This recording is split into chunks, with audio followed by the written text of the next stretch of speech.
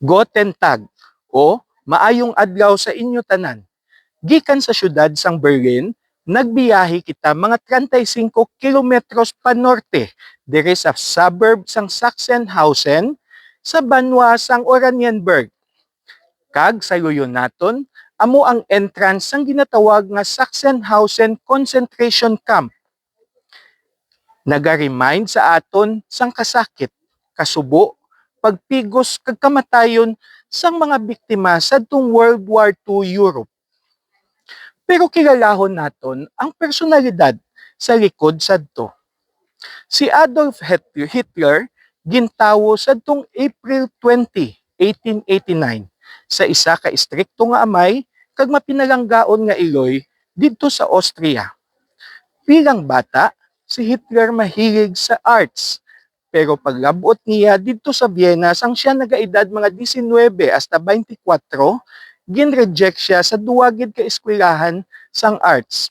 Didto man niya nahibaluan kag nakilalan ang mga prinsipyo sa ideolohiya sang antisemitism o kainit kag pagpigos sa mga Jews. Amo man ang anti-Marxism nga mga prinsipyo o wala pagpati sa mga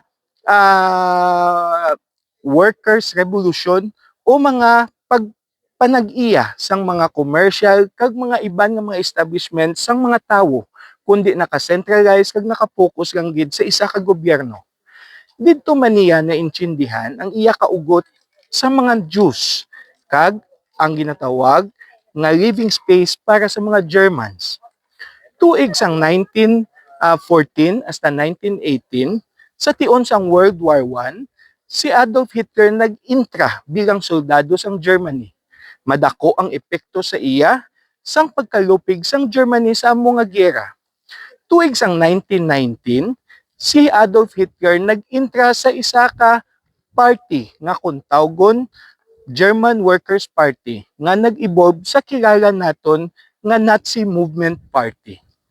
Tuig sang 1923, si Hitler upod ang iya mga anay soldado nga kaupod sang World War I kag iban nga mga nationalist naghiwat sa isa ka kudeta didto sa Munich nga may tuyo nga pag-aagawon ang gobyerno sang Munich. Pero wala sila nagdaog kag si Adolf Hitler na preso sa sulod sang 9 ka bulan.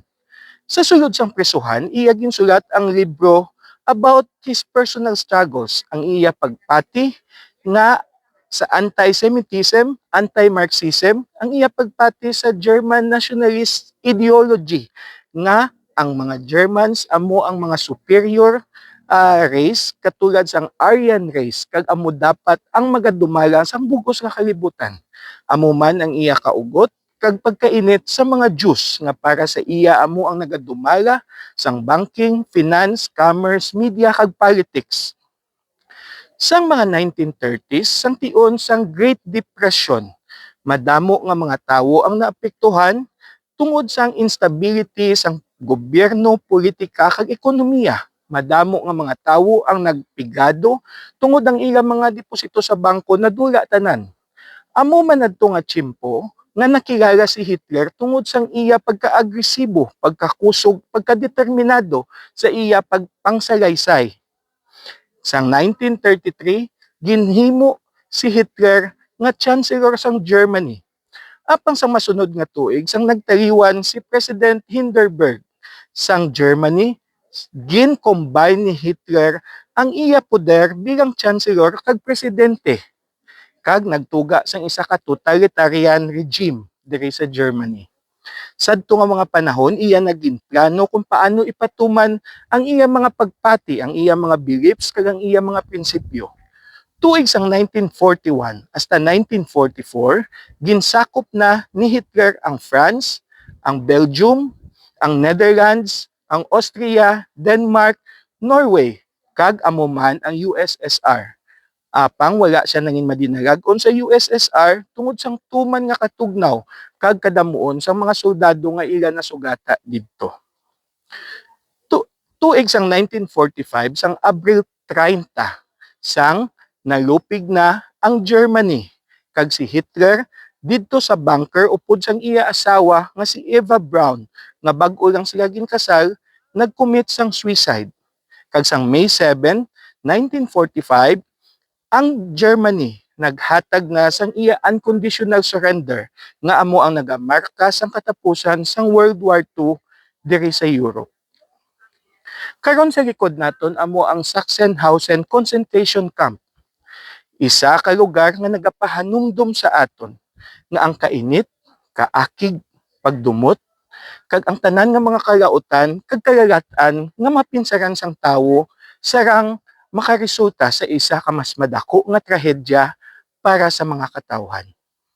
Ini padayon nga naga-remind sa aton nga dapat wala kita nagasuporta sa mga hindi maayo nga mga tinutuyo kag may ara kita sang Dios nga mas labaw kag mas dako sa tanan nga among aton dangpan.